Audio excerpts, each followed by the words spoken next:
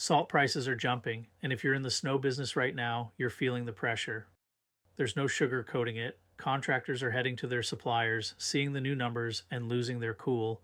The frustration is real, but blaming the suppliers doesn't do any good. They don't control the salt market.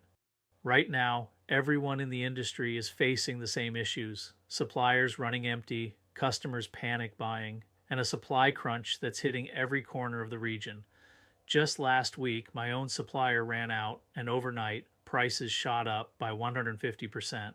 The numbers don't lie. A load that used to cost $150 is now sitting at $375. What was $100 per ton is suddenly $250 per ton. Accusations of price gouging and corruption are flying around, but that's not the case. This is what happens when supply drops off and demand spikes at the same time. Salt is not an endless resource, and the supply chain can't instantly replace what's used up during storms. Municipalities burn through salt at an incredible rate, especially in tough winters, and they get first dibs. When supplies shrink, governments cut off sales to the commercial market to make sure their own roads are covered. Even large stockpiles can vanish after a string of storms.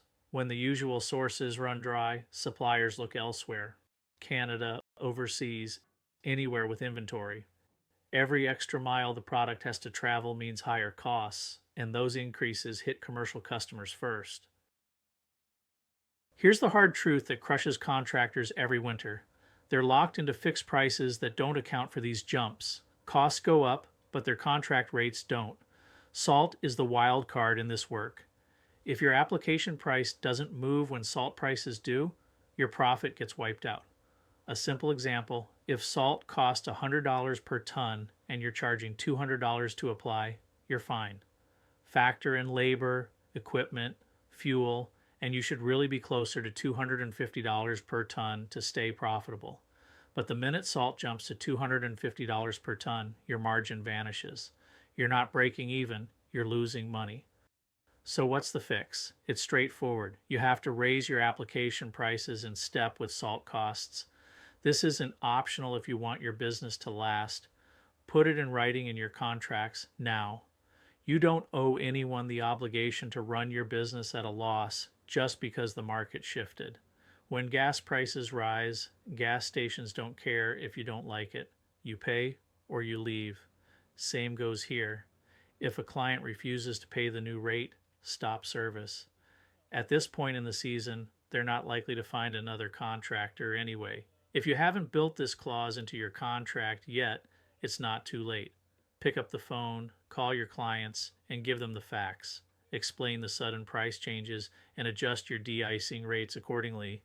Most clients will understand as long as you communicate clearly and stick to the facts. Going forward, protect yourself with the right contract language. You need a clause similar to: due to the unpredictable nature of winter weather severity and the number of seasonal snowfalls, salt and de-icing materials are priced based on current market rates. If there is a change in the price of these materials, adjustments to the application price may follow. A simple, direct paragraph like this eliminates the back and forth. You retain the right to adjust your rates with changing material costs. Spreading a price jump across your client list makes it manageable.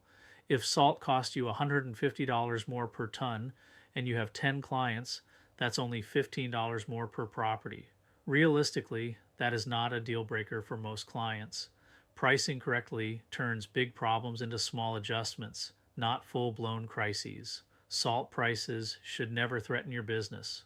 Bottom line, pricing is everything in snow removal. Know your numbers, expect change, and always price for profit. Never tie yourself to rates that don't survive the realities of winter.